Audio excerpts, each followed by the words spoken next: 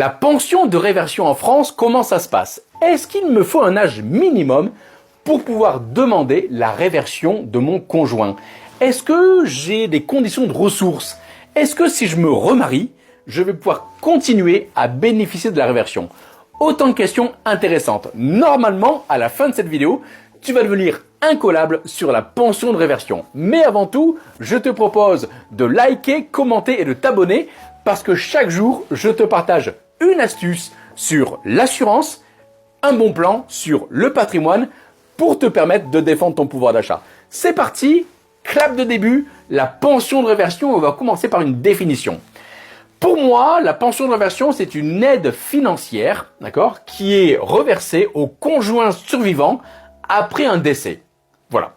Mais on va essayer de comprendre l'origine. D'où vient la pension de réversion? La pension de réversion, on va prendre la voiture de Retour vers le futur et on va aller 1910-1914, date de création de la sécurité sociale. Qu'est-ce qui se passe à l'époque?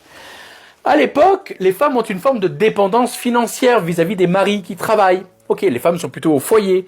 Et sauf qu'arrive la guerre. 1914, la guerre arrive. Les hommes partent au front, les femmes se retrouvent veuves, sans revenus, et heureusement, j'ai presque envie de dire, la pension de réversion permet comme ça aux veuves de toucher la solde des maris qui étaient décédés sur le front.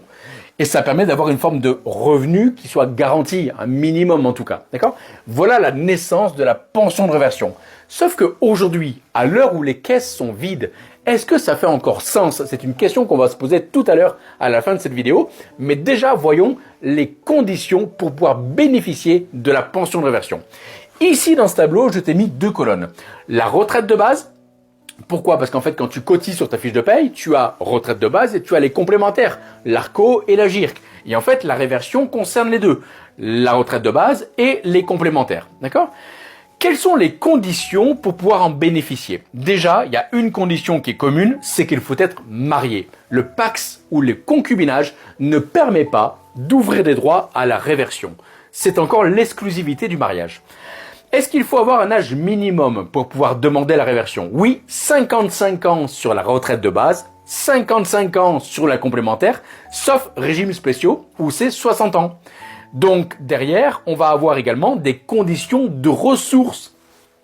Il ne faut pas que tu gagnes plus de 24 710 € à l'année, si tu es seul, pour pouvoir demander la réversion.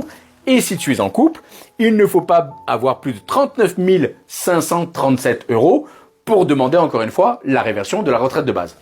Est-ce qu'il y a des conditions de ressources pour la complémentaire? Non, aucun plafond. Ça, c'est plutôt bien. D'accord?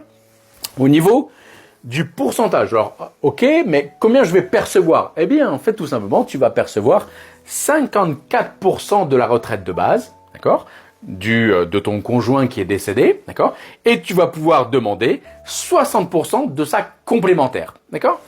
Attention, il n'y a pas de cadeau. Tout ça, bien évidemment, ça va rentrer dans ta déclaration d'impôt. Les deux sont imposables, d'accord. Et alors, on se posait la question tout à l'heure, se dire, ok, mais en cas de remariage, si je me remarie, est-ce que je vais pouvoir continuer à percevoir la réversion?